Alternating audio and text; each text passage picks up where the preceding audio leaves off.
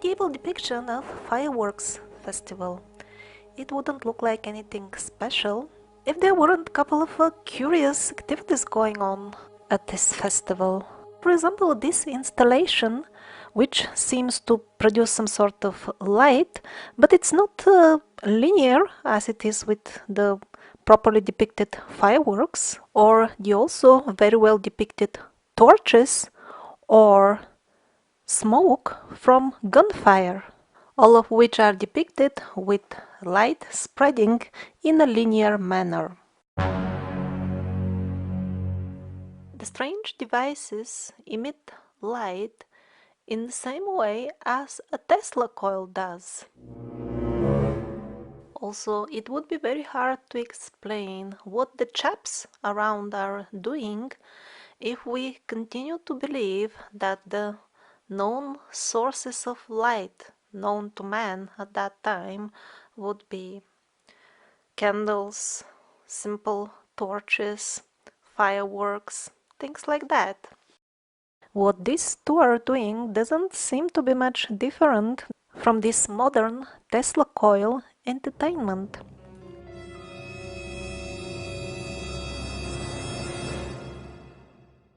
And indeed, the medieval illustrator did a very good job with the details. Do you notice that the swords are not straight?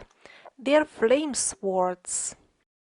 In the various lands of Europe, similar names would be given. Flambert, Flammert, Flammenschwert, Flamberger. All of the names obviously pointing towards their main quality. They would make flame.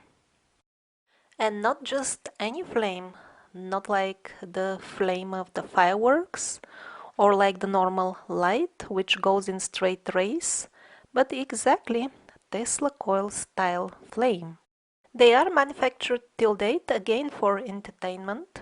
They bear the same name and they look the same, and probably even the technology behind them is probably similar as well. Here the zigzag is not on the outside but is still visible in the technical sketch showing the principle on which they work.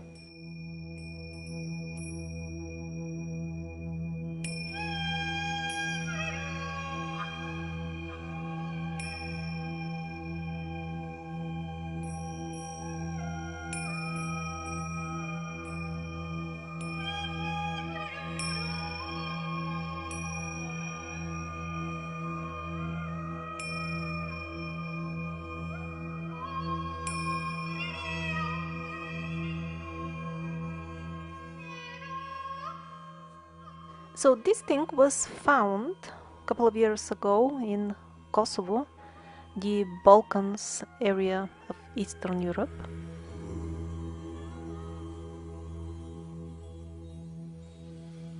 So, apparently, even our top pride, our modern electronics, even they seem to be nothing new. Nothing really only modern, that is, if we believe the modern geology, that all this stone was formed millions of years ago, which is probably not true. Here is one of the proofs. There are countless others as well. But the thing is that the thing has got a wheeled plug. It's not a really modern thing in stone, like the coin, and it's not even an exception. There are many of these type.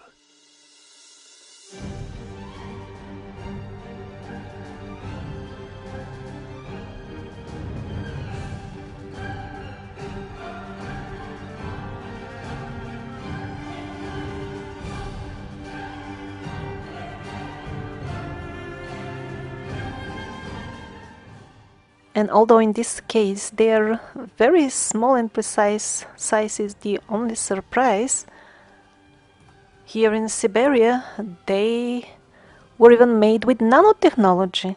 And again, a lot or maybe even everything of what I've shown you so far does not belong to some lost, wiped out civilization. It turns out we knew a lot about electricity even a few hundred years ago. And not just a lot, in some respects even more than a common person on the street would know nowadays. And the modern man is somewhat like this creature which has zero interest into inquiring into the science which stands behind the building of his home, or at least the metal part of his home. It has decided to limit its existence as far as the straw goes. In the same way, the modern man will sometimes walk into a church, and this will hang above his head, but it will never strike him that it not only looks like some sort of a scientific model, but it also could have been used as a technical device with some very practical application.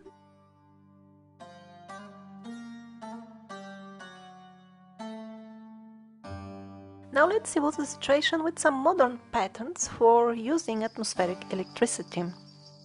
Doesn't it look familiar, all these domes on top of one another? And in the description of the patent, they say that they have come up with this setup and these shapes just because they are optimal for collecting the biggest amount of electricity. The domes are described in detail in the patent. They must be hollow and interconnected in that way with each other exactly like it is in the churches. And then look at the antenna of this modern church. It's exactly as the older crosses in Christianity, before they introduced the well-known Christian cross. This is how it looked like. And if you're not satisfied because the crescent is missing in the old cross, here I would offer to you a really good-looking crescent, exactly as they should be. So, we continue with this fully functional setup of the patent. We have a hanging metal element, which is, of course, present in the old temples as well. Churches, and not only churches.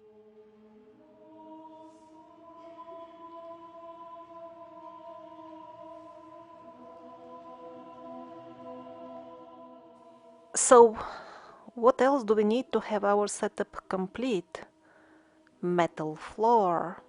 And here are some old churches where the metal floor is still preserved. And before getting into what were they powering with this electricity, let's see the things from broader perspective and not get limited to one single patent. Actually, getting atmospheric electricity is relatively easy. This man is even taking a metal element high up in the air with his drone. Why? Because that's how it works. You need this metal element to have it high up there to have access to more electricity. And that's why we have all these antennas on the old buildings. Often there would be a cross as well on it, but not always.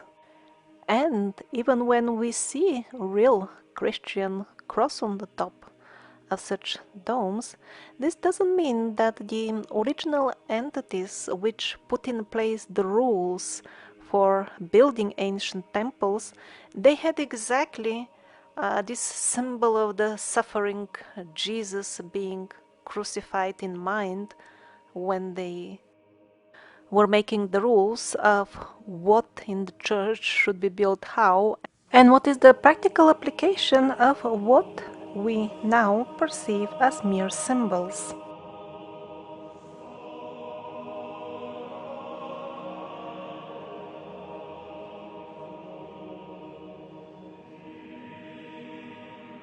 So let's see again the sketch of one of the patents for modern atmospheric electricity power station. So everything we see here are already very familiar elements from the antique or so-called new classical architectural styles.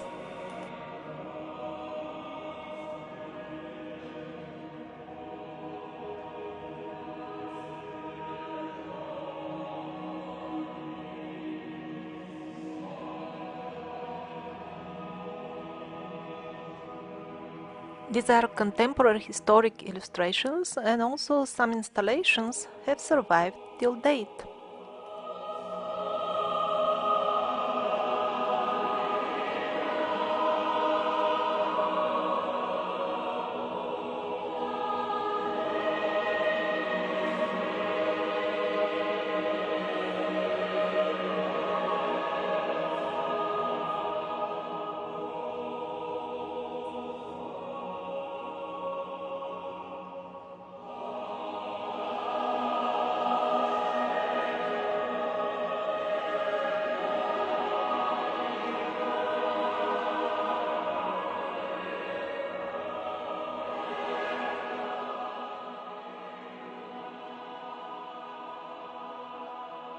Even as close as year 1889, we see very curious machineries at the technical exhibition in Paris, which was the most famous showcase for all the cutting-edge technologies at that time.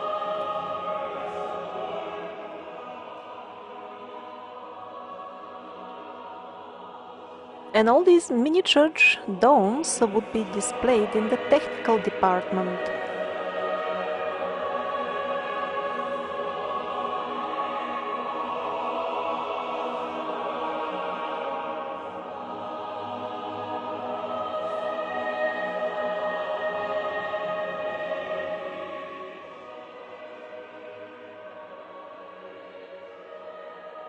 The situation at other similar exhibitions of the same time period is the same. Were these functional installations for collecting and using atmospheric electricity, or were they just cargo cult, imitating without understanding? This, for example, looks like some sort of cargo cult to me, still carrying the antenna. What once has been a functional antenna is probably now just a kind of a religious symbol.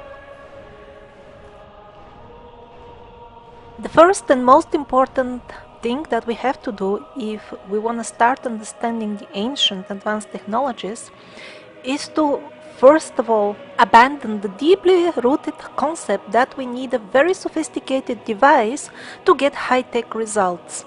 And that's why in 1985, Shivkar Bapuji Talpate built and flew an aircraft made of bamboo filled with liquid mercury, favorite ingredient of the alchemists. And yet the Shippedia tells us that it was the Wright brothers 8 years later who successfully flew the first heavier than air powered aircraft. The achievements of Shivkar Bapuji Talpate are not publicly denied, they are just presented in a very misleading light. Oh, he flew it for some time and then the thing fell down. The airplane of Shivkar Bapuji Talpate was something like this. This was made actually for the Bollywood movie about him. So they're distracting our attention with the fact that it didn't fly long. So what, the Wright brothers, they went all the way to Saturn and came back with their aircraft? What the Wright brothers got right, and that's why they entered in the famous history, is that they used the technology which is in line of what would be allowed for common people to know and use during this era. What Talpate was making was based on the Vimanas, in modern words, UFOs, of the gods of the Vedic books, the principles behind which would be to elegantly and without pollution take the freely available all-around energies, while what modern man is allowed to do is to only have access of polluting and centrally controlled sources of energy for the purpose of total enslavement by the use of artificial intelligence in the form of computer networks, which of course are centrally regulated again, which networks fully control what kind of information the people have access to, along with the most practical aspects of life. For example, where can you go? Do you have access to certain countries or areas is determined by an electronic device which reads a card or other form of identification which you have to present. The various branches of this centrally operated and regulated network also determine if you have the power to buy anything, if your credit or debit cards will function. When they really want to restrict somebody, they disable all that and he cannot buy anything. He cannot rent a car to go anywhere or fuel his own or call anybody on the phone. The simple bamboo and mercury manned aircraft of Shivkar Bapuji Tilpate would have been an option to become independent of this centrally managed by artificial intelligence system, and that's why most people have never heard about it, and that's why this branch of technology is not allowed in the civil sector. Its application is only allowed in the non-civil sector. We look for new energy, but energy is around us everywhere, all the time. But most time we waste them. Until recently we find this can be a very important effect. Materials and beam material. When they become physically contact, there's a charge transfer. If they are separated by a gap, there's a voltage generated. And this occurs for almost any materials we know today. We are in the School of Material Science Engineering, Georgia Tech. We have invented a new energy technology. I believe they're going to change the world we live in the near future. When we first invented this, the output was just 3 volts. Today, our best can be 10,000 volts. Mechanical energy is everywhere, independent of weather, independent of day or night, independent of season. So anything you can think of, and we even think for big ocean wave, 31 terawatt energy can be harvested. That's twice of today's world energy consumption. It will not take too long, 5 years.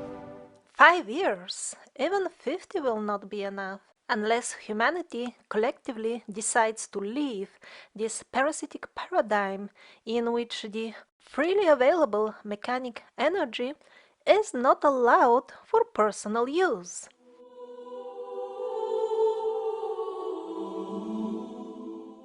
So what are these Vimanas that I mentioned from the Vedic books?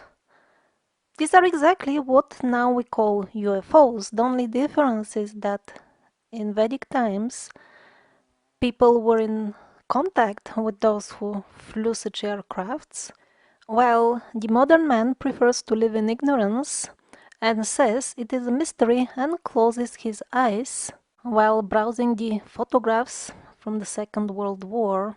The only ones which are still publicly available showing people who were manufacturing UFOs.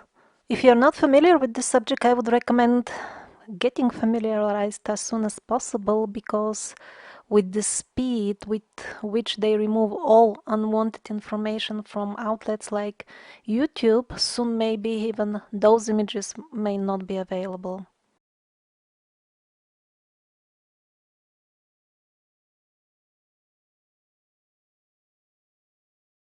So where did they get the technical specifications for manufacturing UFOs during the Second World War?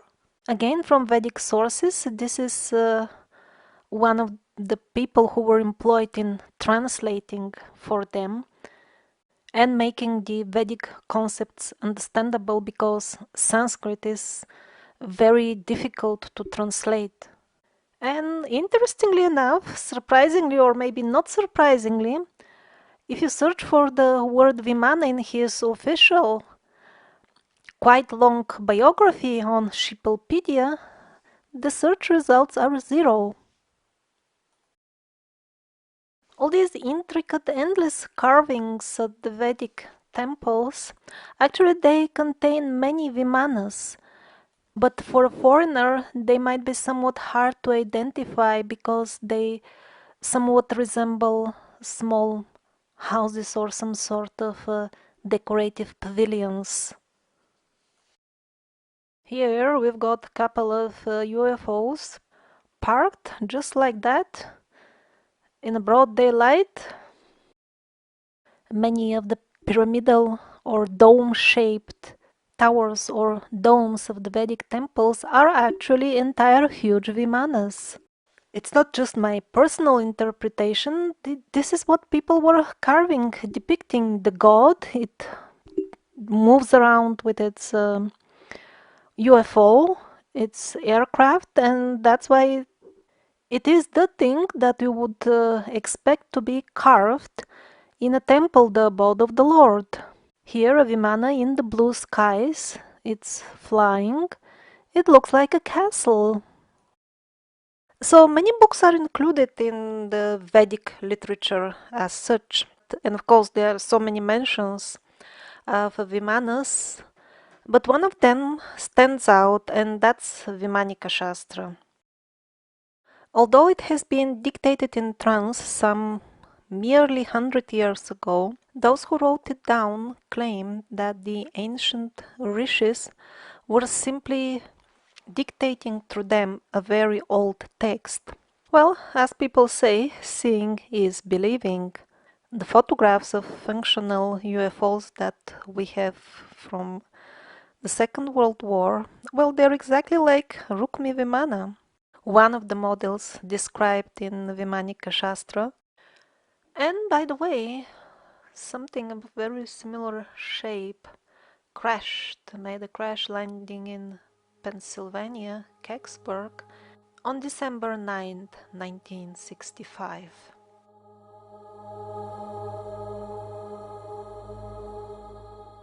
In the absolutely magnificent temple Shiranga Mandir in India, not only they have a pure gold Vimana, that's why the yellow is so bright. We are used to that mixed and pure gold, but in India people still use pure 24 karat gold and have made an entire Vimana representation from it.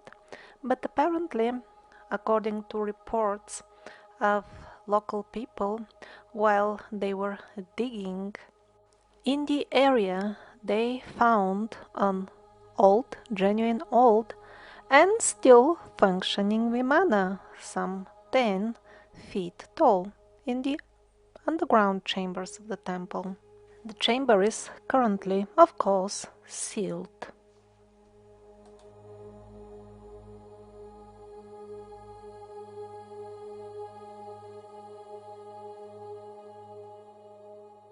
And for those who prefer a type of electricity which is nearer to our modern way of making it, that's also there in the Vedic scriptures. In Agastya Samhita, that's a very old compilation. A very practical and simple setup is described with enough details so that everybody can build, and many thousands in India have tested it and it worked. It's as simple as the famous Baghdad batteries, as of which I'm sure everybody has heard. And in addition, the sage Agastya talks about a chain of hundreds of them. So these people, they knew what they were doing.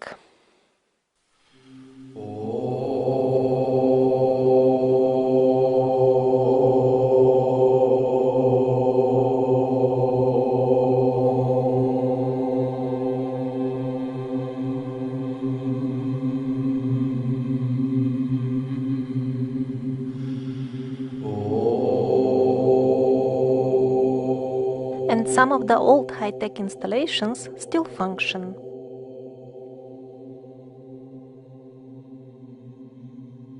It is not by chance that in the Tirumala Venkateshwara temple in India, in Tirupati, they strictly monitor and don't allow any type of luggage inside so that nobody gets a chance to bring in any electronic device. Of course, cell phones and cameras are absolutely prohibited as well. And not just in the temple itself, the entire area seemed to affect electronic devices, and common people are not given a chance to study what is this all about. Like, for example, at this Stargate, through which an incarnation of the Supreme Lord once entered our world, one is not allowed at all with or without luggage. It is just locked up because when the era of the electronic gadgets started, people started noticing that they behave erratically at the place. For example, a person with a pacemaker just passed out when this was still opened and he visited the spot. And as usual, the attention of the common people is distracted in this way. It's typical, this is how Wikipedia describes the Stargate.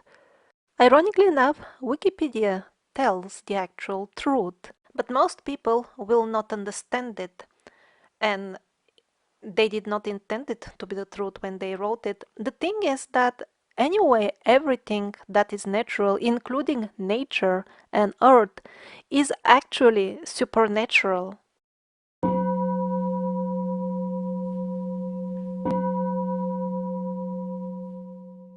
Another excellent example of still functional old technology would be probably the Somavati temple in Sri Lanka. It's a place with a record high number of UFO sightings, very well documented. Most probably it is because the installation on the top of the temple, which includes a large crystal, is properly maintained according to the old rituals.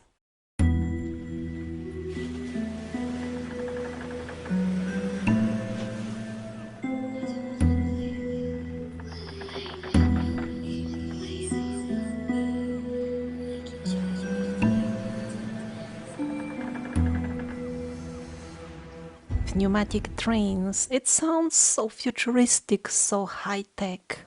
But people were using them a century and a half ago in New York.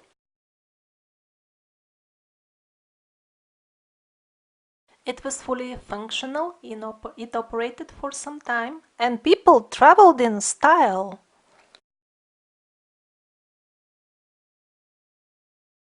But because it used that clean energy which is all around us, they just closed it down. We are not allowed to use this energy. We are too stupid for that.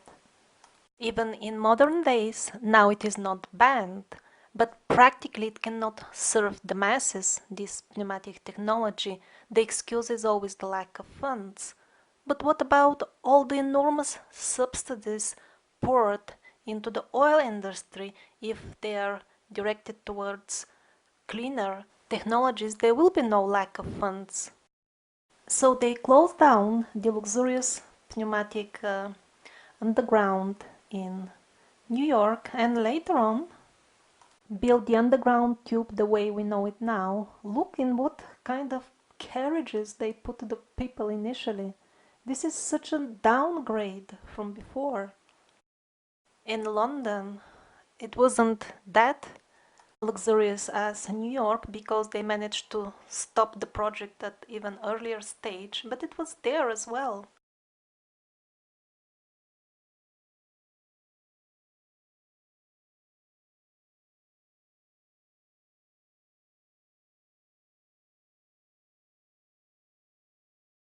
Depriving us of pneumatic trains was not the worst by far. The dirigibles, that type of transport, is not only many times cheaper than airplane, it has many other advantages like smooth flight. It can offer very easily spacious cabins for scenic travel. Also, it is much safer than airplane travel, as confirmed by the modern tests as well. But since the parasitic forces want us to work like insane and use only centrally controlled polluting technologies. What they did was they filled one of the biggest dirigibles in the time when they were still in use. They filled it with flammable gas instead of helium, which they knew is the gas which should be put in the airship, and this is the result. They did not have to wait long for the tragedy to happen. People died, and after that, the effective smear campaign started about how unsafe the dirigibles are. And by killing people, by emotionally traumatizing the masses, of course, they stopped the dirigibles, the airships. Of course, there are still some dirigibles, even modern models. They are very good, they maneuver very well, they are very safe, economical, but since they are not accessible for the masses, the situation is under parasitic control, so they are okay with it. And how can they make such fools of us? It's very easy. When people watch TV, they enter a hypnotic state. Then the minds of the hypnotized masses are tuned with false suggestions according to the current agenda of the parasitic government which is in charge of the given sheeple. Let's take the electric cars as an example. Just see computer graphics, the green color, and then they show you the electric plug. And then many people think that electric cars are really eco-friendly, while what they do only is export pollution from the cities to the regions where the electric power stations. And even though they're not good by themselves, the electric cars are also slightly suppressed technology. The manufacturers still have some difficulties, and the petrol companies still receive those huge subsidies. So why the parasites are somewhat against electric cars as well? They are centrally controlled, they are polluting. Well, the thing is that it gets very close to the attention of many people. Well, why don't I hook up a solar panel and put it on the roof of the car? No, you're not allowed. In many countries already the laws are in place to forbid you to do that. Because you become independent, that is against the parasitic plan. And many people raise these questions in forums and other places. And then we read these answers. You see, to add a solar panel would cost an extra 5,000 and the power generated from it would be so little that you will drive only 5 meters from it. So it's not really cost justified. That's why they don't manufacture them like that. And people buy this nonsense. Yes, some people believe this and even repeat it. While so many people drive their DIY cars and even cargo trucks on solar power only. Airplanes can go around the world on solar power only. And yet people believe these lies from the mass media that your car can go only 5 meters with solar power only. People with master's degrees in engineering believe that, and I have asked them, why do you think so? And they always say, I heard it on TV. And I try to talk to them. But you know that they always lie on TV. Why do you believe them about this? The answer is, yeah, they lie about politics, but this is not about TV. This is science. This is proven thing.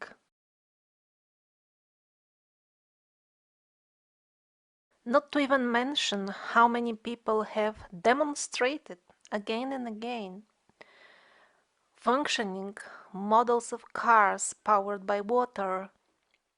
Usually such inventors disappear or get murdered rather fast. And all types of vehicles like this one, hybrid, magnetic, or only magnetic, very rarely we would barely manage to hear about them before they disappear together with the company which manufactures them. The commercial models of very cheap solar cars are ready since decades. But no, there will be no mercy for us, at least in near future. As long as we collectively remain in this parasitic paradigm, the plan is to make us suffer more and more and thus lower our consciousness to animal level. That's why we have this artificially engineered financial crisis and many other things, like for example the lab made terrible diseases which they try to spread all the time.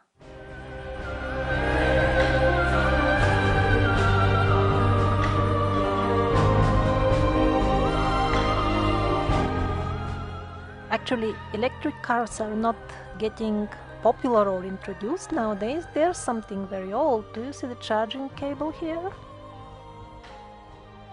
This one is from Detroit and Paris, New York. Most of the taxis were electrical. That's in the beginning of the 20th century. But one particular point I found like mind-blowing from this old catalog for electric cars, Babcock Electrics. So here you can make yourself familiar with the company and then various models along with their prices. 2,200, 3,200, 4,000.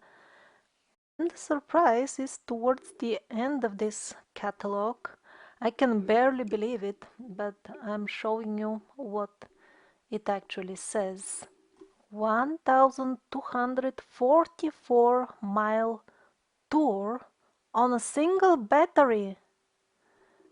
That's 2,000 kilometers. It's even shown on the map. There is no like confusion with the decimal figures or something. I mean, the modern electric cars have a range of 100 to 200 kilometers per charge. Is this some sort of different type of mile? Or am I confused about something?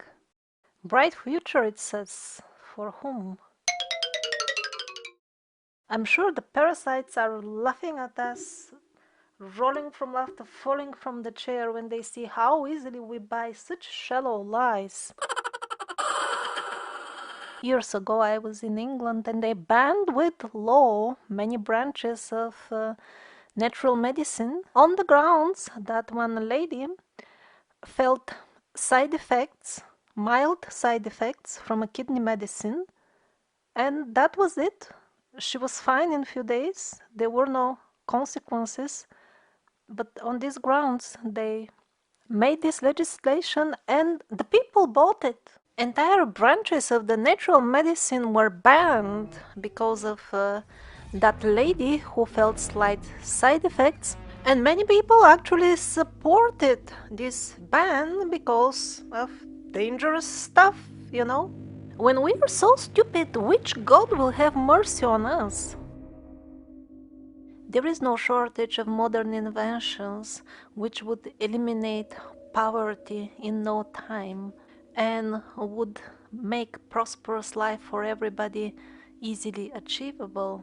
The only problem is that we, the people, choose the wrong leaders. We sabotage our own lives, guided through hypnotic suggestions received from the TV.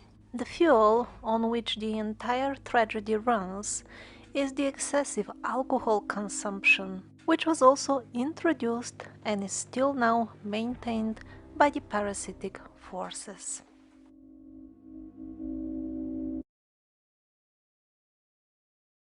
Here the trams are also very interesting. They don't have these things on the top like the usual trams. At least I have seen in my childhood they get fed with electricity from the top, while these seem to get them from their rails, or are they on batteries or atmospheric electricity? God knows.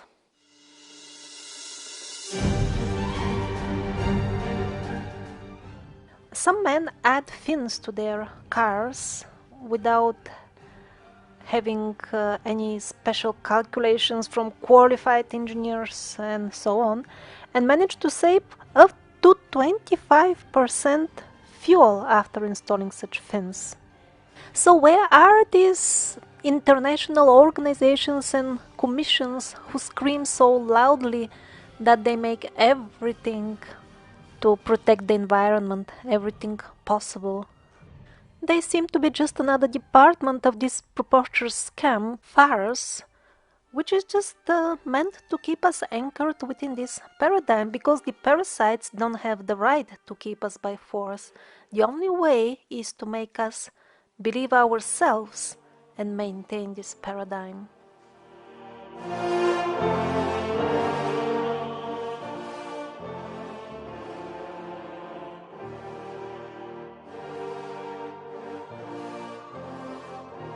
Here, this man made a solar car himself. He cannot drive it at places. It's just against the law. So he pulled it manually through the banned areas with the hope to awaken the people. I don't know how successful was that, because the people in general continue to vote for those very same politicians who work against the interest of those who elect them. And there are other type of politicians as well. Simply the people are too short-sighted to recognize them and to care to vote for them.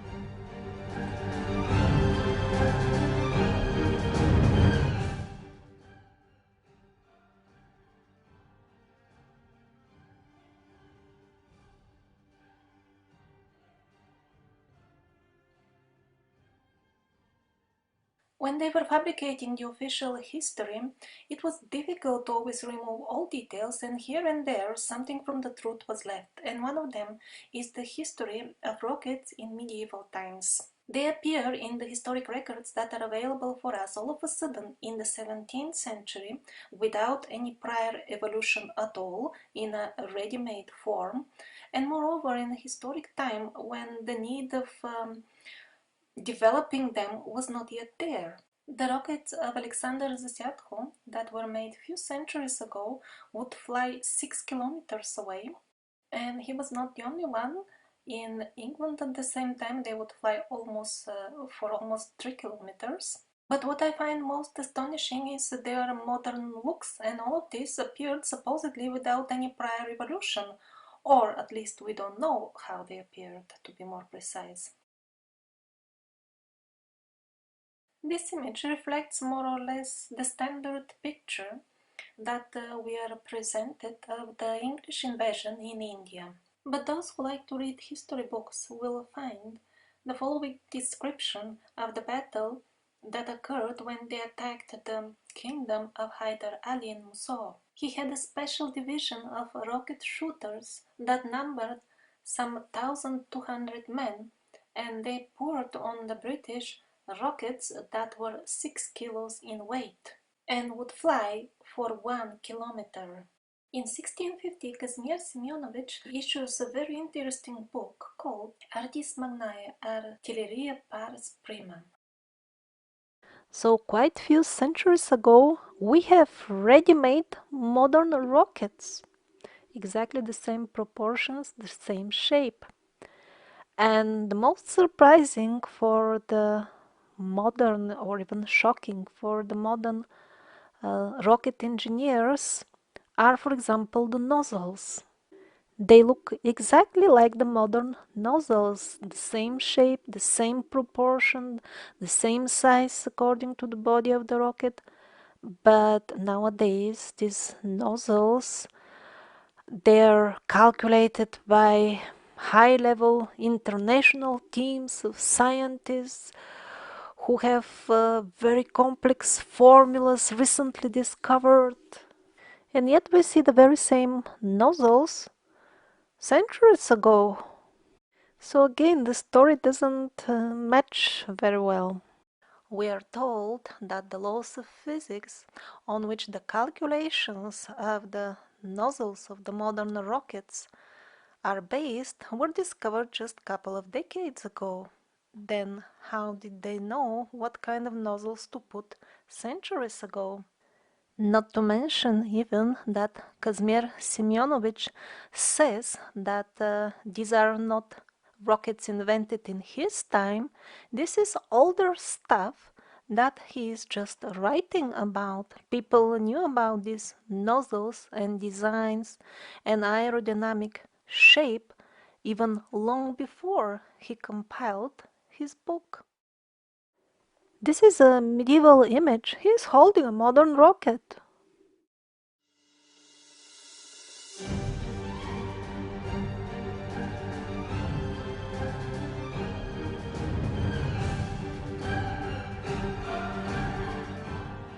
The famous Dendera light bulbs.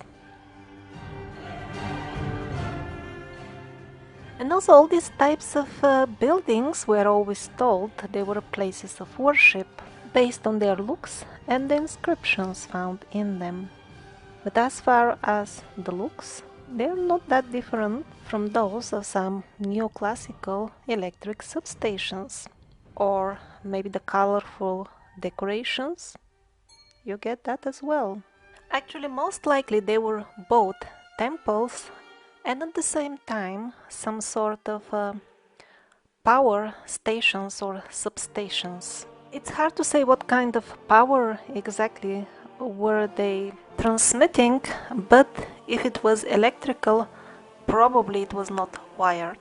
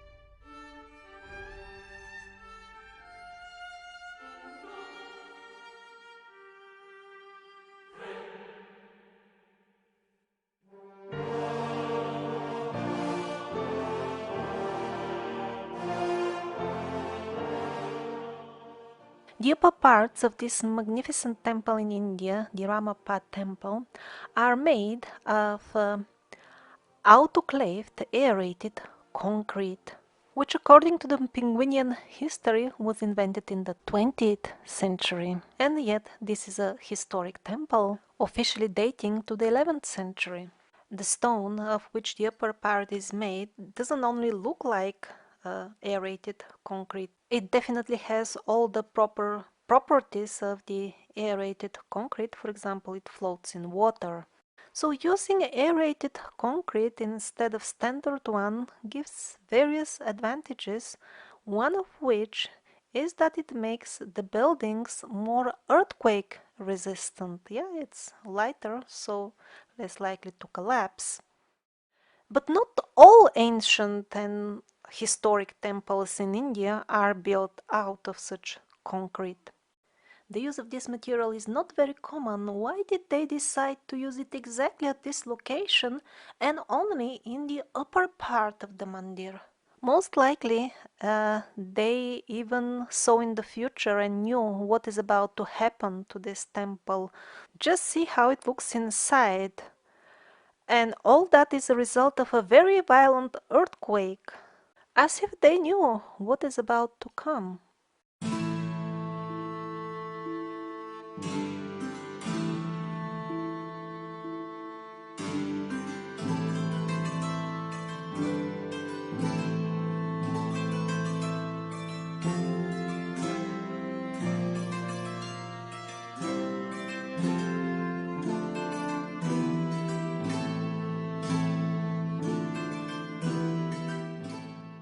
The historic accounts of ever-burning lights, lights which don't get extinguished by wind or rain, are quite few.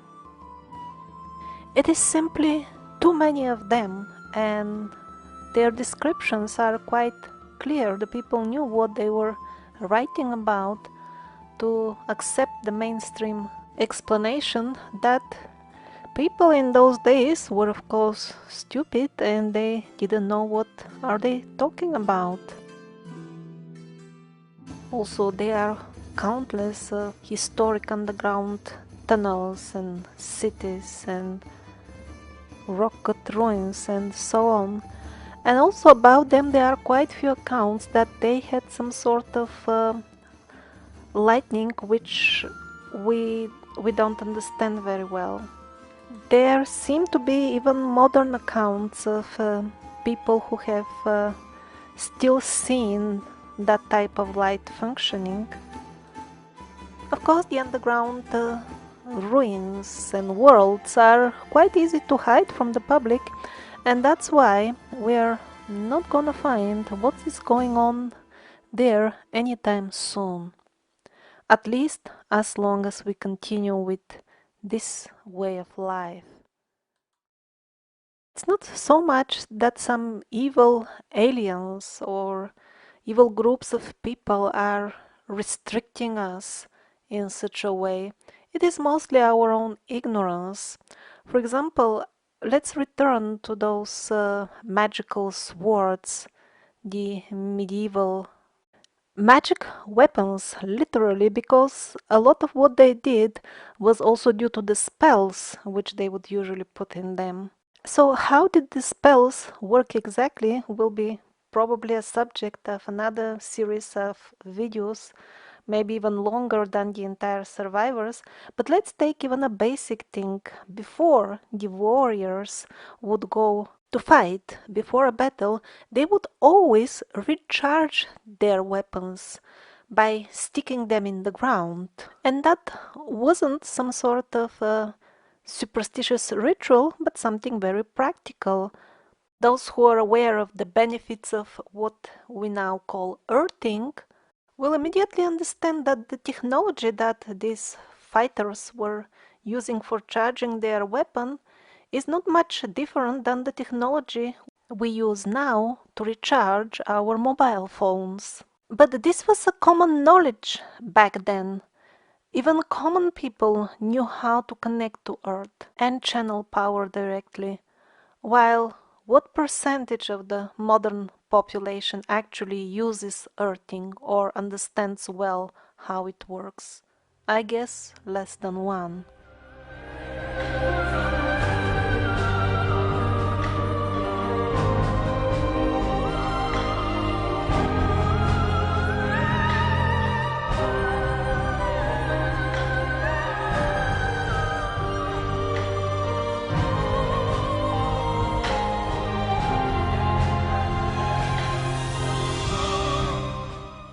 So in the beginning of the video, we saw architectural elements in the design of the old churches and other old structures, which suggested that they might have had something to do with atmospheric electricity.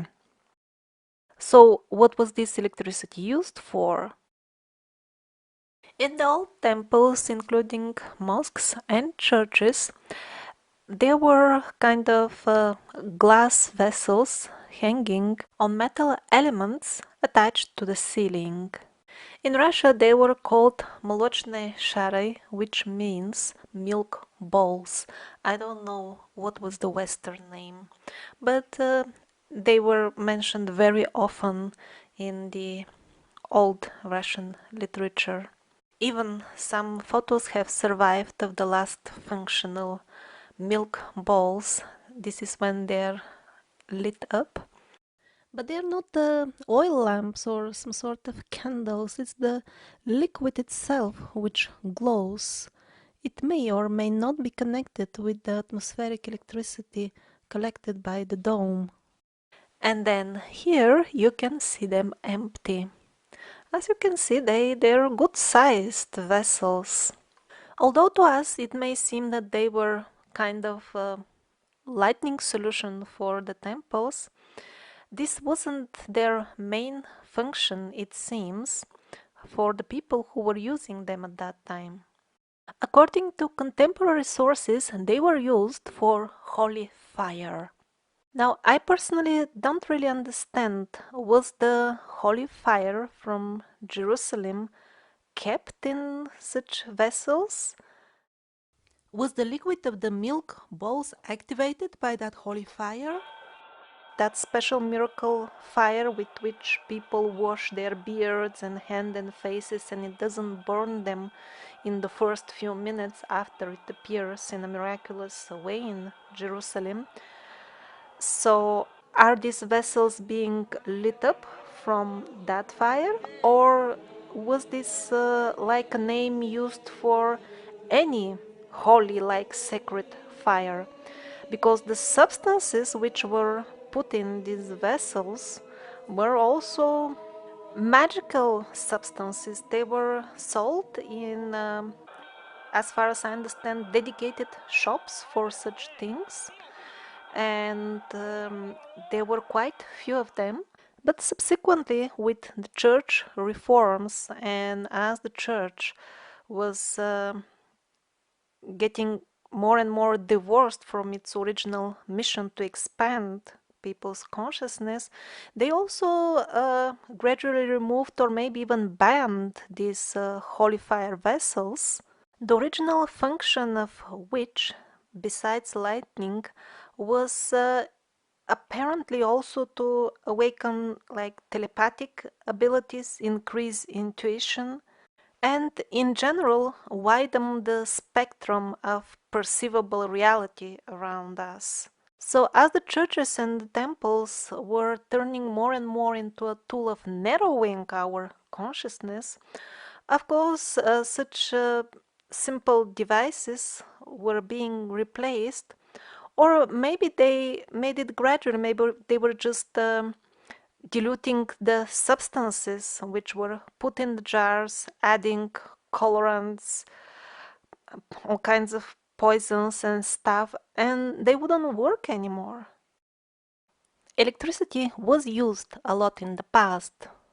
Those who have invested interest in hiding the true history from us can very easily hide its usage simply because it didn't always involve this excessive wiring as it does nowadays. So the artifacts are not there, at least the artifacts that we would expect to find. For example, this is a very interesting video. Two chaps, one of them runs through the other 1 million volts. Don't try this at home, they know what they're doing. They did it safely, that's why they survived it. But the boy through whom they run the electric charge, he was doing all that stuff which we would describe as biblical miracles, like thunderbolts coming out of his fingers when he points at something, moving objects, light objects, with his remotely with his hands. In other words, the usage of electricity in deep antiquity remains mysterious for us. First of all, because the hardware involved was probably quite different, and mainly because its applications were quite different. People were using it for different things, they had different interests in life, they were more aware of the multidimensional nature of their own selves. The spectrum of the reality was much wider for them, and that's why when the limited modern man tries to comprehend or understand what was going on, he will usually hit a wall. We will be unable to understand the practical aspects of their daily lives only after we learn how to see the universe through their eyes, through their mentality.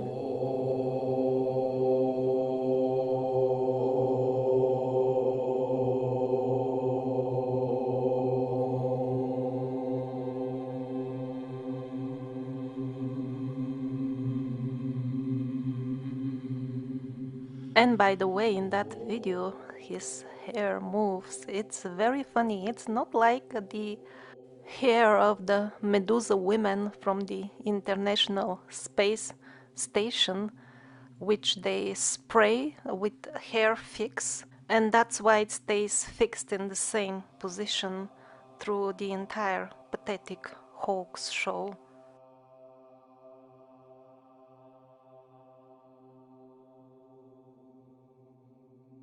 So in the beginning of the video we saw architectural elements on the top of the buildings which resembled modern installations for collecting atmospheric electricity. But resembling and having functional installations are completely different things. So some of these buildings are pretty recent, were the people as close as a couple of 100 years ago using atmospheric electricity in their homes? Or were they just imitating ancient things without understanding their essence? And if it was just an imitation, then were the ancient prototypes functional then? Talking about historic atmospheric electricity, most people have heard about Nikola Tesla, but not much more. But in this 19th century book we find information that actually these attempts to use atmospheric electricity were more or less always there. Chapter 10 of Basics of Meteorology and Climatology. The chapter gives an overview of the attempts to make use of the atmospheric electricity during the 18th and 19th centuries. Various setups were tested, including metal rods put at high places, and even kites and balloons. I really like this illustration from this book. Every house has got its own balloon feeding it with electricity. But most of all, I like this illustration. It is exactly in the chapter dealing with atmospheric electricity, and it illustrates in particular at what height it can be harvested most conveniently. Here they specifically explain how high churches can reach different layers of the atmosphere and how much atmospheric electricity can be collected at those levels. How many of the modern people are aware about this stuff? Not necessarily in relation to churches. What about the building in which they live in? And not only about the atmospheric electricity potential of that building, what about the electric wiring in the building itself that affects directly the health of the residents inside the building?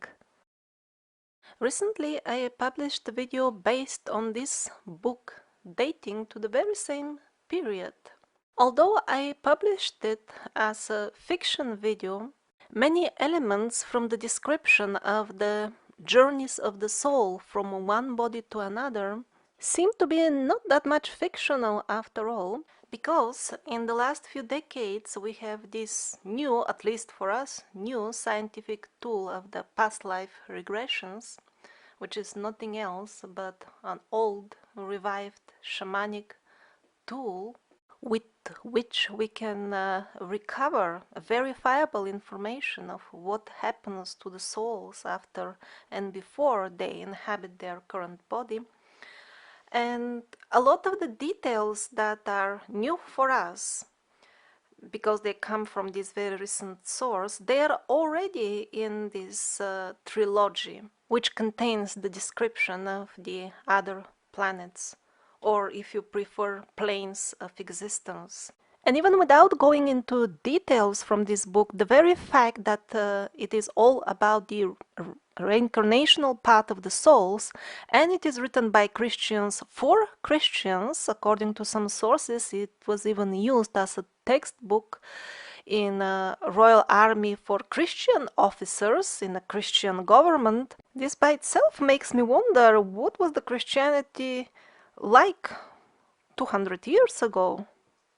It is not a secret that the early Christians had this doctrine of the reincarnation. It was part of their belief. And as the original teachings were gradually distorted and corrupted, reincarnation was given less and less attention, and at the end it got completely rejected. Certain divisions, subdivisions of Christianity remained true to these teachings of the reincarnation up to the 18th century. That was the information I had before. But now with this 19th century book, we don't find just mere hints. The very process of the reincarnation is the basis of everything that is happening. I'm giving this example with the reincarnation just to show once again that even a couple of 100 years ago, people knew much more than we think about many areas of life. Here are some robots even.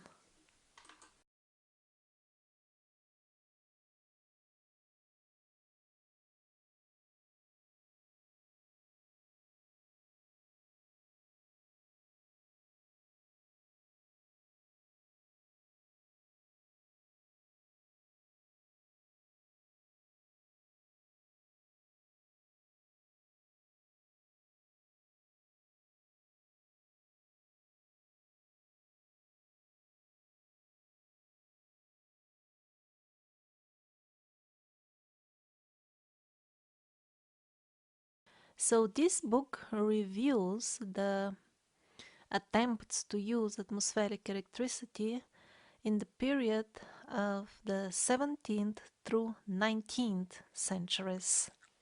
And as far as the usage of electricity in the times before that, before the 17th century, not only we lack information because we can't just go and open in the library books from really old times. We don't have access to them, mostly they are hidden. But even if we had access and we could read them, we may not even understand them fully, because the most common situation was that we had tribes with relatively simple lives, which were given very high knowledge about the electromagnetic nature of things, of reality, by higher sources, by the gods, and providing lighting facilities in the houses of the tribal people was not usually the priority of the gods. With the help of advanced electromagnetic techniques, people would acquire mystic powers, they would get access to other aspects of their self, or they would get healed or rejuvenated in a manner that would look miraculous to us, the modern people. And also, they were taught how to use this higher level knowledge of electromagnetism to maintain regular connections with the deities. Basically, the temples are places for very intensive exchange of electromagnetic energies. Sometimes they recharge people, they charge them with energy, sometimes they harvest their energy. And the earlier example of the holy place in India, which affects modern cell phones and pacemakers, is a very revealing one. It shows that something powerful is going on electromagnetic level at that spot, and yet we don't see anything resembling the modern electrical gadgets.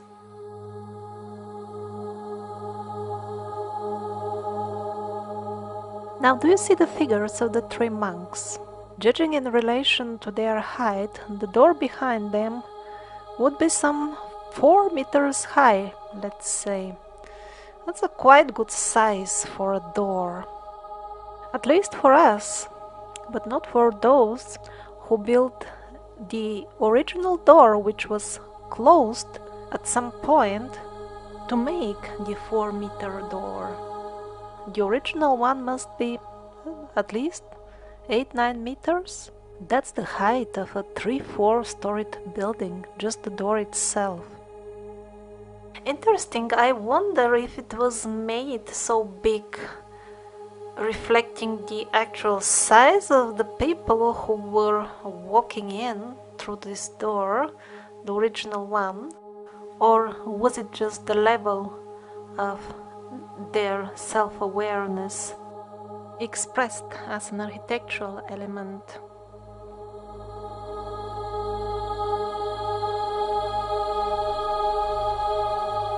Maybe some 1,000 years ago, the destiny of humanity took a turn. Now, the sons of magicians, the sons and daughters of magicians, were exploring the dark side. That's why our consciousness had to be lowered. Our magical knowledge was taken away, and as we voluntarily accepted the symbols of the dark side, it is now rewarding us by giving us back some of the old technologies, which again allow us to modify our reality, like in the old times, in a magical way. It's very similar, only the terms and conditions of use are different. One can even acquire in the shop reasonably priced, mind-controlled gadgets. Exactly like the magicians of the old times. You just think and it happens. But there are few new conditions. First of all, you depend on the central control, Big Brother, for having the technology. You can't manufacture the gadget yourself. And even when you acquire it, you can use it only as long as you are connected to the central artificial intelligence, which controls everything on Earth. You will have to report to this central artificial intelligence. It can be, for example, in the form of a required internet connection, or by registration. Yeah, you have to submit your credit card details. You will be asked continuously to create online accounts to verify that it is yourself. That's because the artificial intelligence monitors you all the time, and in addition, these gadgets which read your brain waves, they not only read them, they can also influence them, which is also nothing new under the sun, because influencing the thoughts of others without their direct awareness and with malevolent content, that it's called simply black magic, that is sorcery.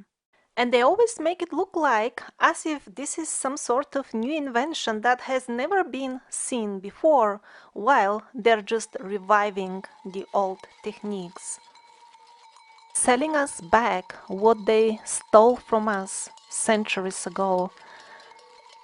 The price that we have to pay is the most valuable thing for them, our psychic energy. It has nothing to do with money. It is only the small pawns on the bottom who are after money, those who execute the plan on the ground, those who pull the strings on the top. They print money, they can manufacture billions for themselves, and they do it just with few computer clicks. They cannot be after money, they are after something else. And the gullible people gladly pay the price. For example, if you search for divine in the Google brainwashing machine, this is what comes up. This is how our psyche has been distorted beyond recognition about what is good and beautiful and desirable, and as we curse ourselves with our own thought forms when we call for the angels, this is who will come, and they will do whatever they consider angelic.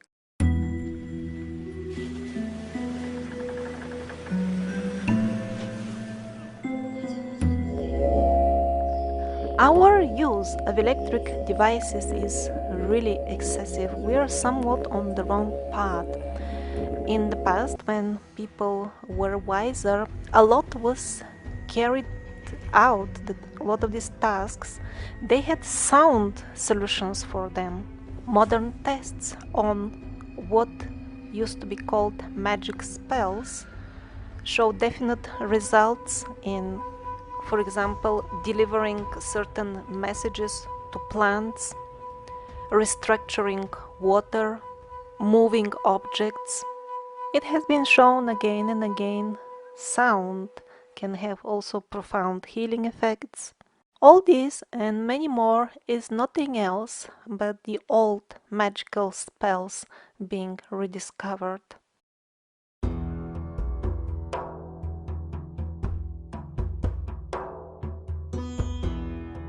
So Nikola Tesla was not discovering something new as such.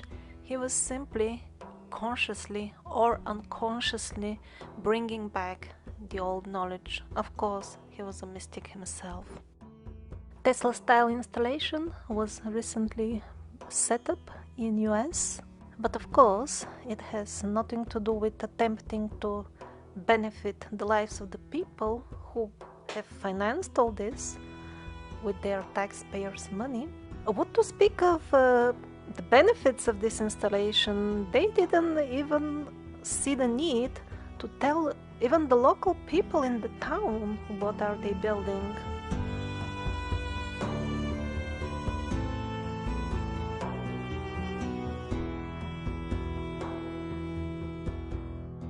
An important milestone in the process of making us dumb and uninformed was depriving us of the knowledge of the ether.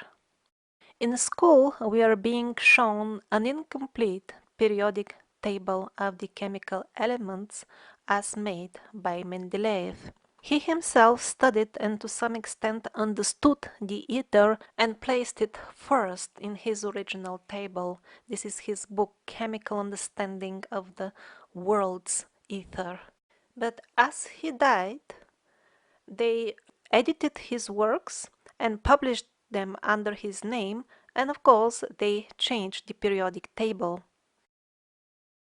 And then when modern scientists observe various phenomena related to the ether, they're forced by the paradigm in which they are artificially placed to search other names for them. They put them in different categories even when they don't belong there, or make up some fantasy categories like black holes, antimatter, black matter, orange matter, green matter, mystery, unexplained, and so on and so forth.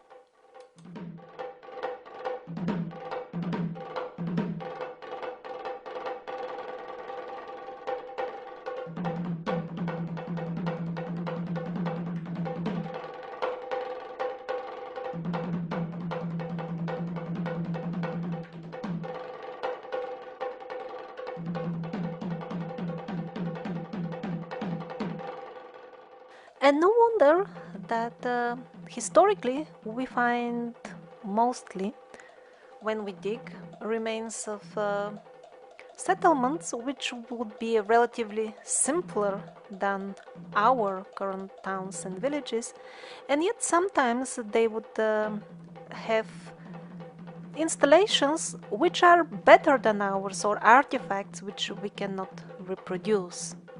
And the reason for that is very simple and obvious from all historic sources.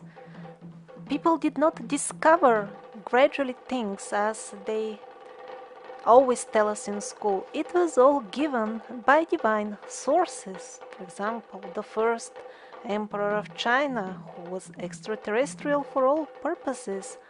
Or in the church there is even an expression, God the geometer. And not only geometry, the angels were the givers of all knowledge of all sciences. And that's how it was. And the medical science is a perfect illustration for this. Not only we read in the old books about very complex procedures like open heart surgeries just with herbal anesthetics, we also find the traces of that in complex brain surgeries, trepanation. If the people of those times were indeed as ignorant as the penguins assure us, they must have been dying from these holes that they were making in their heads. But they didn't, because the modern autopsies, they actually see that in many cases the people died from completely different reasons, and the bone, their skulls, had healed successfully before that. Another example is the Vedic system of medicine called Ayurveda, given to the people by the divine being Dhanvantari. But not according to the penguins. They want us to believe that the people discovered all those very complex formulas for the Ayurvedic medicines themselves. I mean, look at the contents of a given Ayurvedic medicine. Most likely you will see 20 or 30 ingredients which grow in areas far away from each other, or maybe not always grow but get collected or found, and their proportion is very complex and very precise. This could not have been tested over time. Simply there couldn't have been that much population with the given sickness. And if you don't get the percentages right in the combination, it won't work, it won't heal. And there are hundreds of such Ayurvedic preparations. Even if we forget their number, even for a single one, how would you know which 30 ingredients you would collect from substances that come from very far away from each other regions? How would you know to start mixing in case you're experimenting exactly these substances in proportions and you will have practically so many thousands of possible combinations, indeed millions. If you don't know the recipe already, you would have never guessed it. You would have never guessed even which 30 ingredients to select for the given sickness, let alone their complex proportion. There is also a documentary, the name of which escapes me at the moment, and it's about the same point that I just made about the Ayurveda, but applied to the ancient Egyptian or Arabic in the land of Egypt, something like this medicine. And it was proving in detail the very same thing. Those procedures could not have been discovered gradually by those type of people that the archaeologists show us in the museums. Maybe they could have been discovered by the type of people which they don't show us in the museums because they hide their mummies. But as far as simple people using trial and error method, no way to find all those medical secrets that they knew. And sometimes modern men also stumble upon or rediscover by chance, maybe by chance, the ancient healing methods again. This remarkable man, Wim Hof, rediscovered what the ancient yogis have been doing for thousands of years. Using very simple breathing techniques, he made his body so resilient to external influences that he is able kind of order his body to remain healthy even in very adverse conditions. The penguins subjected the poor Wim Hof to various tests, even to the point of injecting him with viruses. But he simply ordered his body to eliminate the viruses, and it did. The psychic surgeries, which are still sometimes carried out in the Philippines, in Africa, and mostly currently in South America, also seem to be a revived ancient method of healing.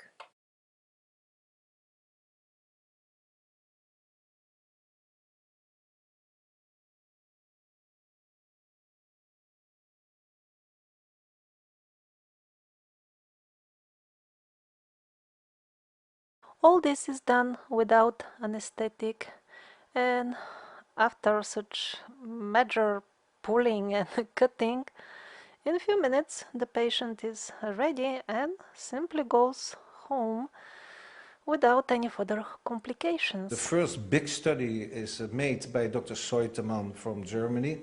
She was studying 1,200 patients for 1 year after they were cured in the Philippines. And they found a percentage of 19% of positive healing. 19 or 90. 90? If there are results, So there can be trickery. Important for me were the results. So I was collecting results from the whole world, and I didn't find 90%, but it was very nearby. And I was selecting very difficult patients with an infaust prognosis from the official medical staff. So it was normally cancers with metastasis. And so I found that it was a really surprising results of this type.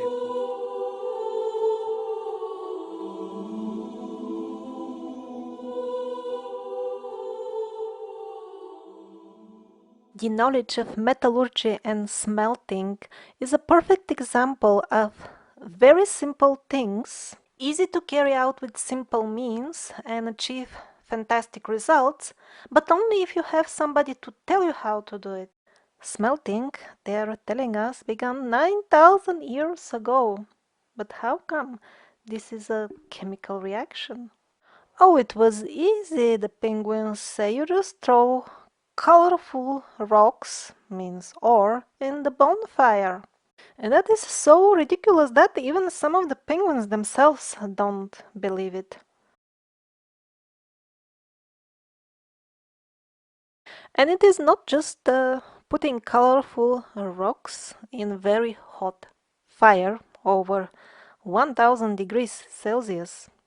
That is not your ordinary bonfire. You need to make special arrangements to reach such high temperatures. And you wouldn't do it unless you knew what you're doing. But one of the important things is that there is a very specific range. It's not just by achieving very hot temperature.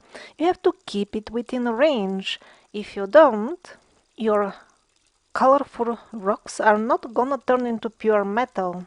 They're gonna turn into waste. And at the same time, usually for smelting, you need catalysts for the reactions, even for the very simple recipes that they had in the very beginning.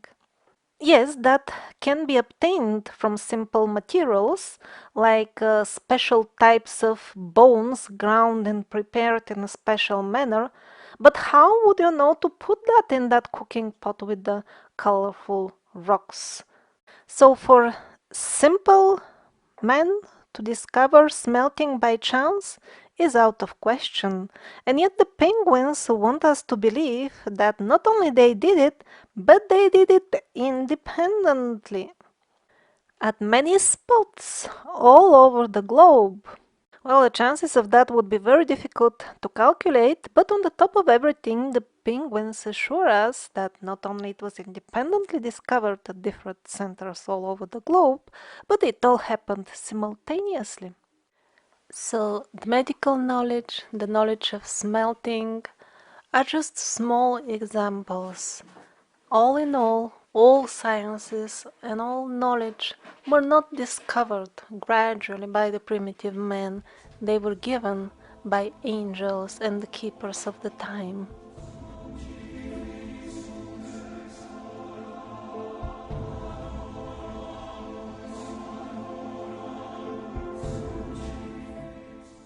Why the people in the past were so keen on wearing lots of gold on their heads?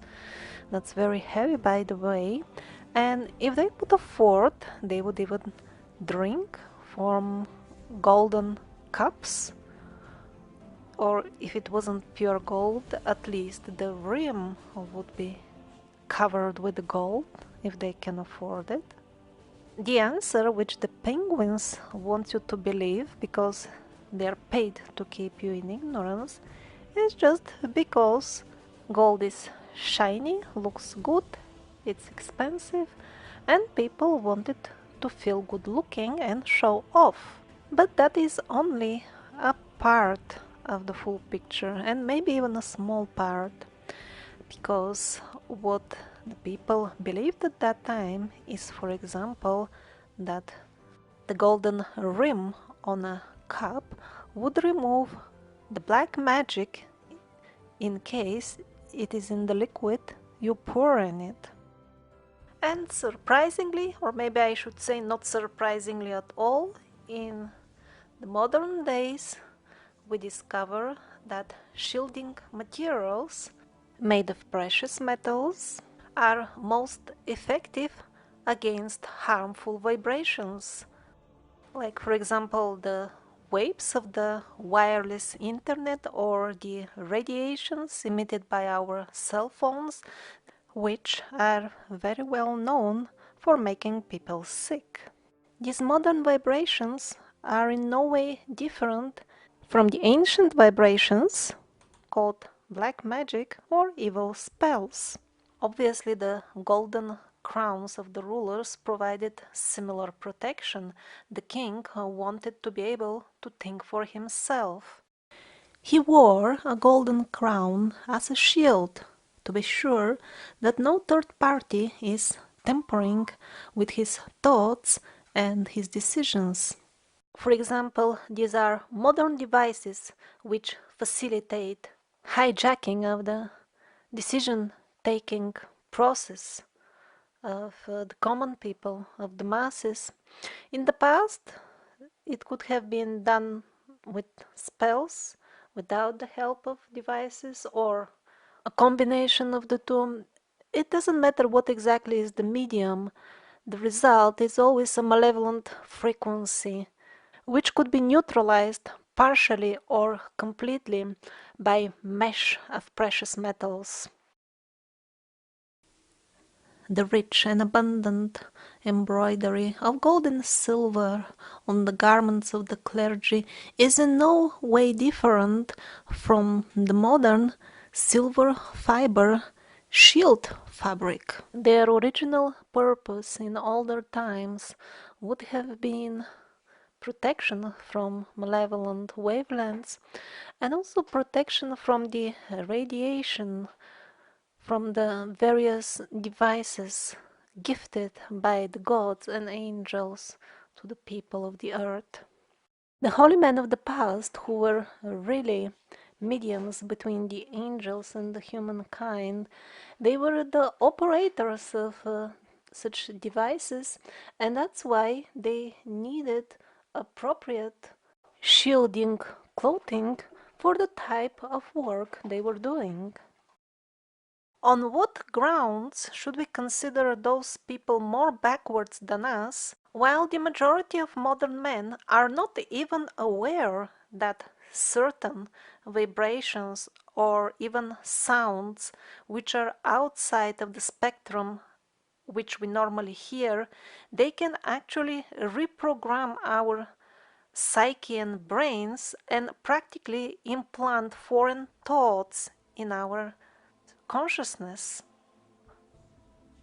What to speak of doing anything against that? How many people are even aware this is going on?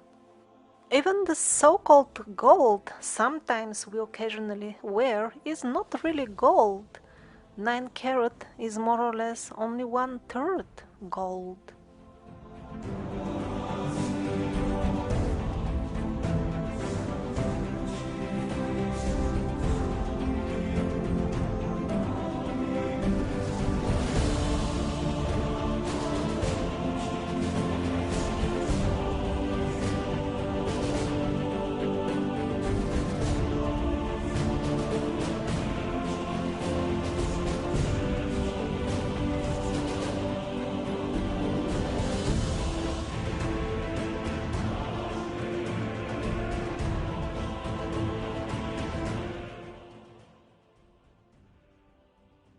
Star forts.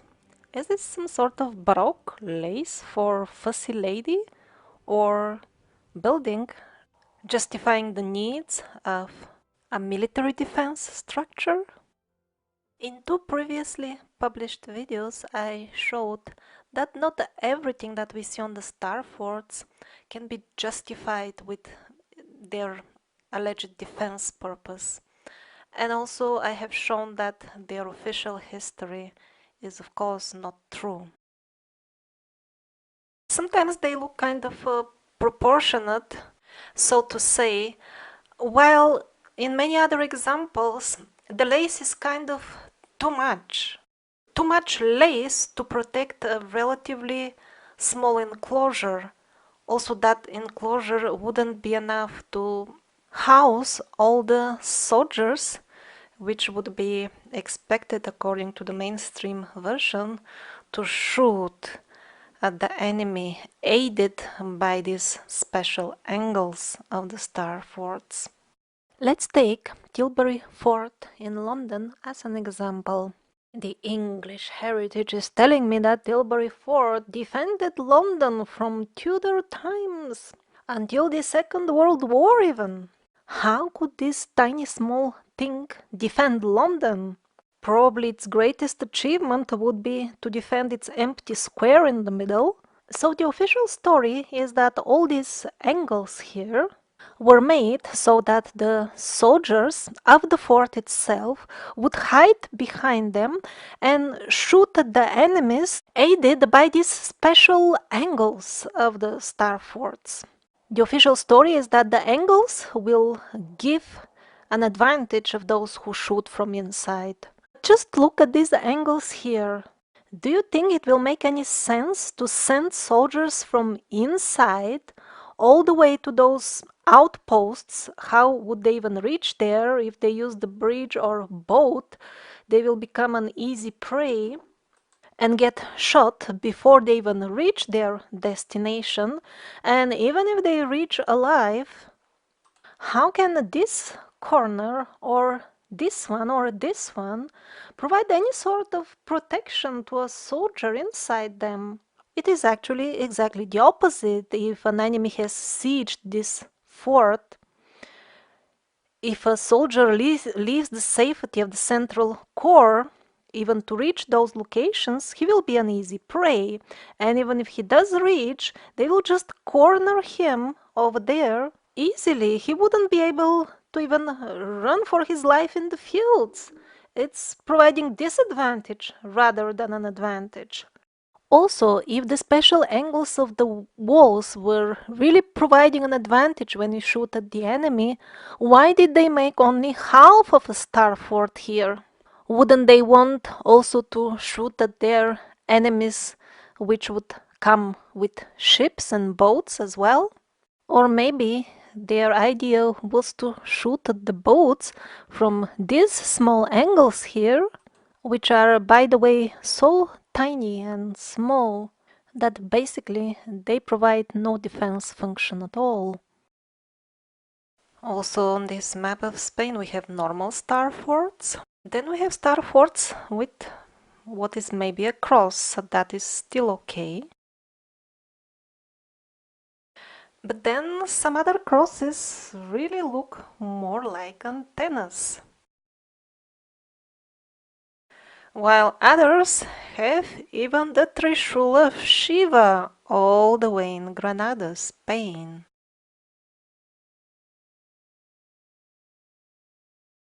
In Lisbon, they also decided it's fashionable, so they also have Trishul style antenna. According to somewhat reliable, let's say relatively reliable channel source, these star forts were actually using plasma technology, or at least that was the case with the one which they viewed with astral vision. They said the actual installation was deep underground, while the people who were servicing the part on the top, they did not understand fully how it functions. They didn't have even electricity in the top part. God knows if that is true, but it certainly corresponds to the overall picture. Even nowadays, one may walk into a temple without being aware or inquiring into the matter that the dome above him or her, together with the entire architectural setup around, actually influence him, sometimes even profoundly. One may get healed in a temple, or one may have one's energy harvested, depending whom is the temple devoted to. Or another scenario that happens in modern times, one enters a temple and has one's energy harvested, taken away, which would result, let's say, in a sudden fatigue or depressive state or even sickness. While at the same time, one is not even aware that one has entered the temple. How is that? Well, as we have covered many times in the videos already, the school curriculums are not based on actual science, but on the orders of those individuals and institutions which are above countries. They are so big, they rule the world. So they determine what the children will study in school and what not. So they take good care to convince most people that all this temple worship is just superstition and people are thinking nonsense and nothing actually happens besides the nonsense they think. While at the same time, the people on the very top who enforce these curriculums, they're very actively busy in shamanic stuff and they themselves are pretty busy with temple worship. This is a major part of their lives. And of course, they don't worship the benevolent protectors of mankind. And often, as part of their sick rituals, they build really vampire buildings which suck out the energy of those who enter them. And just as a side note, this series, The Survivors, is not meant to awaken hatred towards such parties. The real purpose of the documentary is to show the people the path of knowledge, which is the only way to make oneself not susceptible to such traps. Because evil has been created by God to kind of give notification. Your shield is down, your guard is down. That's why the dark side has rights on you. We are not some innocent and, most importantly, helpless victims of psychopath sick rulers which we cannot overthrow. This is a very dangerous line of thinking which will keep us enslaved. The truth is that although we live in a society, we share a planet, a place, still each one of us lives in a separate reality, and the grip of evil will have different rights for each and every person, depending on how much ignorance he or she allows in one's personality.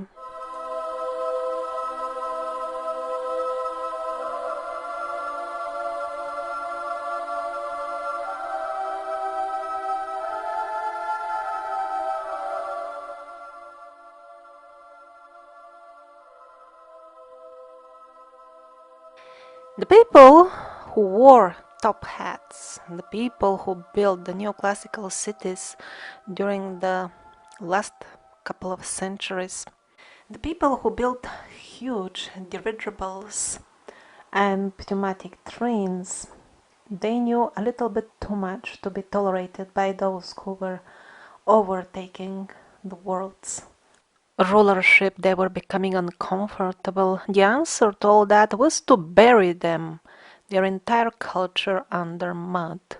Just see how much clay they have to remove, how deep are the railway tracks.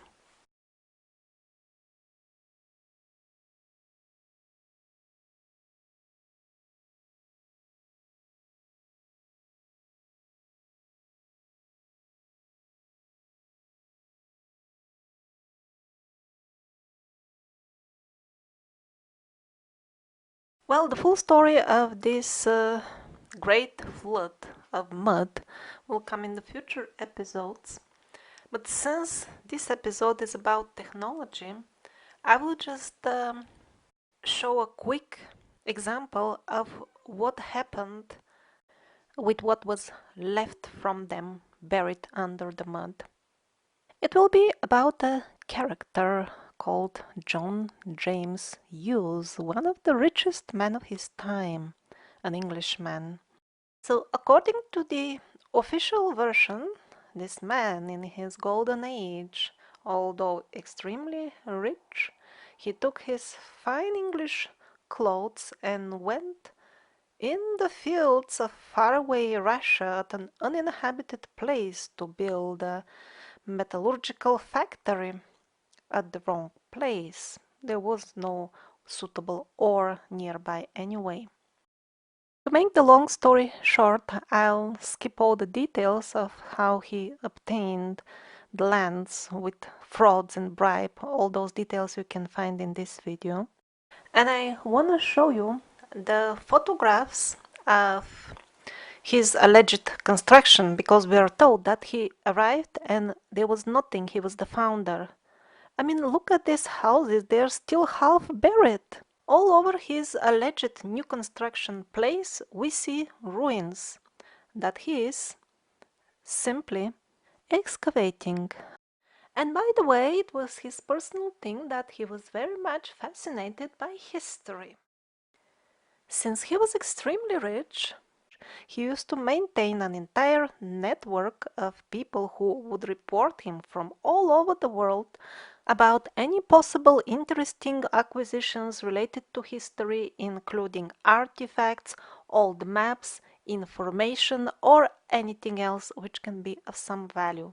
So probably that is how he knew where to dig. He wasn't building anything new, he was just repairing old stuff. Look at the holes in the roofs of these buildings. Allegedly, these photographs were taken around their inauguration time when they were built and just started working. What was there before that, we don't know, but the chimneys are really impressive. Compare them to the people's figures besides them. Probably he found those chimneys already there because they were also the houses which were obviously buried under clay. What kind of construction this could be? Half-buried rotten pipes. And the bricks on the wall are already rotten. So what was he actually doing there? Why are they even digging below this rotten building? To repair the pipes, which seem to be beyond repair anyway? Probably not, because they're digging entire level below the pipes. Nobody seems to be working on the rotten wall or the rotten pipes. Instead of that, we see that there is a simple line organized to transport something to the surface. Yeah, that's what the people are doing. The women, that's what they have in their baskets. It's a light colored stuff, obviously different from the stone around. Is it just white stone? Or is it something shiny, like a shiny metal? We don't know. Or maybe something even more precious? Like these super expensive materials, looking at the price tags of which, no wonder some people speculate that they can be only meant for export off planet.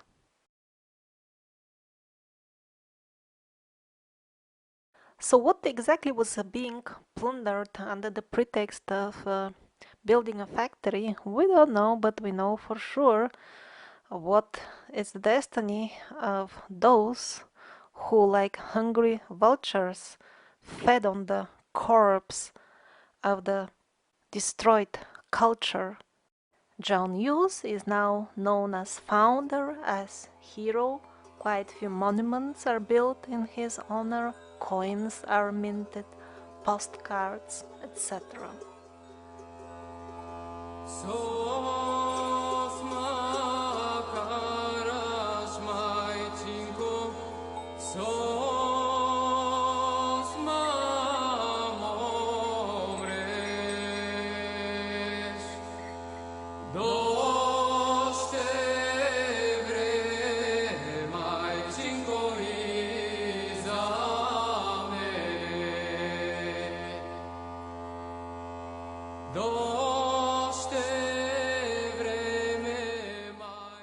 So maybe in conclusion we could say that the technology in the old times was of two types.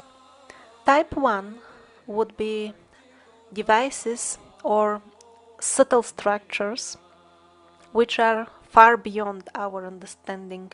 They would be used by the gods or angels themselves, or would be given as gifts to mortal man by those superior beings. An example of those would be the Brahmastras. That's how a superior type of weapons are called in the Vedic books. They would leave behind nuclear type devastation, which of course doesn't mean that they were exactly nuclear. Another example would be the famous Ark of the Covenant, and yet another, the magical shamir of King Solomon, which could disintegrate any material, including very hard stones, just by its, quote, glance. Judging by the various descriptions of this magical shamir, it could have been using some sort of technology similar to what now we call alpha radiation.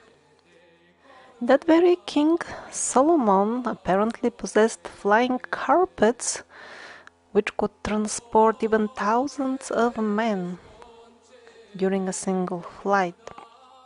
There was a report that when Rurik went to Tibet, over there he heard legends about King Solomon, who has been visiting Tibet with on his flying carpets. And the second group, the second type of advanced ancient technology would be usually very subtle forms of energy transformation which could accomplish amazing things, and again it would be taught by the angels to the simple tribal people. And since those higher beings were immensely more knowledgeable than ourselves about the laws of nature and everything else, they could suggest methods which are extremely simple and yet very, very effective. Maybe this frost guard could provide some example in this regard. It is relatively simple and doesn't require any digital gadgets, and yet it is much more cost effective, and it doesn't pollute the environment as the other means which would be used for the same purpose usually in the modern world. The sound technologies were used really a lot in the old times. And it wasn't just about moving objects, which we have also achieved in our laboratories. Blessings and cursing was much more widely used. Those have been also confirmed by modern experiments to be very effective. For example, on YouTube you can search and easily find many experiments. Take two plants and bless and talk nicely to one of them every day and abuse the other one verbally, and then just observe the amazing difference. And not just plants, people tested with cooked rice, juice, sprouts. It works. Also, things like levitation were used. But again, in the modern experiments, it would be almost always some sort of electric device involved, while in the older times it was the saints who would be seen levitating. But I think it's the technology of the modern holograms which will be the best way to explain ancient technology to the modern man. And we are getting closer and closer to the truth. Now we have interactive holograms which also can be touched, not just seen. They use plasma technology, and we are already making the initial steps of developing fully tangible physical holograms. So what the celestial guardians of humanity taught to the primitive man was a combination between the use of various holograms, physical and not. They were often activated by sound codes or simply brain impulses. These three technologies have been proven to be fully functional and not fantasy by modern experiments. And all that was combined with practical on-hand understanding that everything we experience in our lives, everything we perceive around, is one big hologram. For modern men, this is kind of an exotic scientific concept.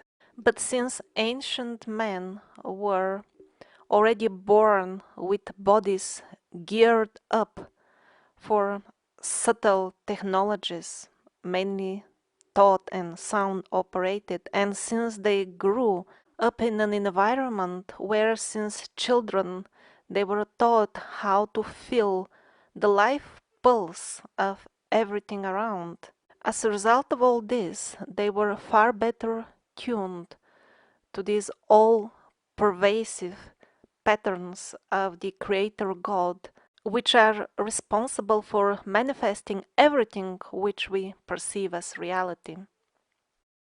Add-on technologies were also used depending on the field of reality which they wanted to manipulate. For example, levitation, the power of crystals, the powers of the sacred plants. Magic was used on a day-to-day basis to accomplish pretty much everything we can imagine and much more.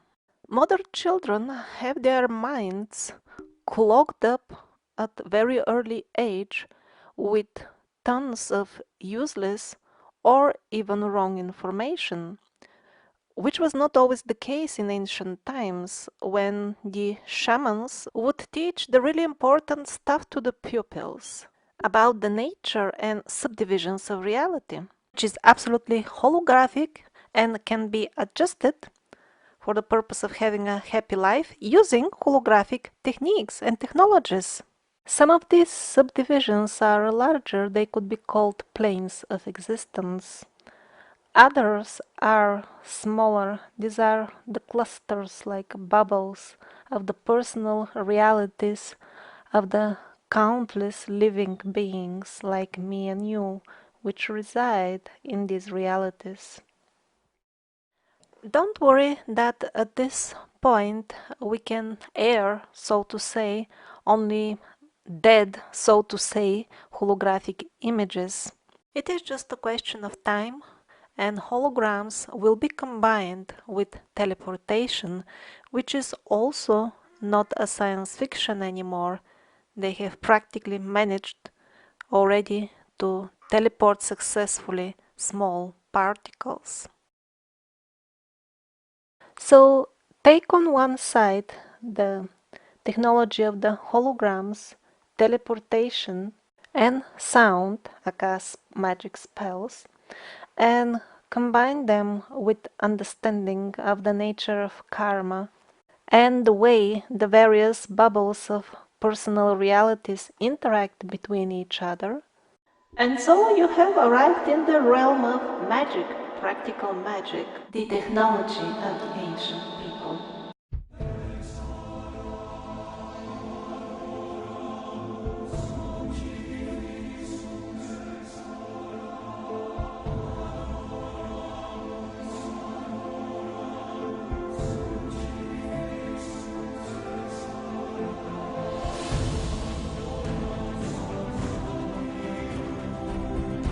May the Ascended Masters bless mankind.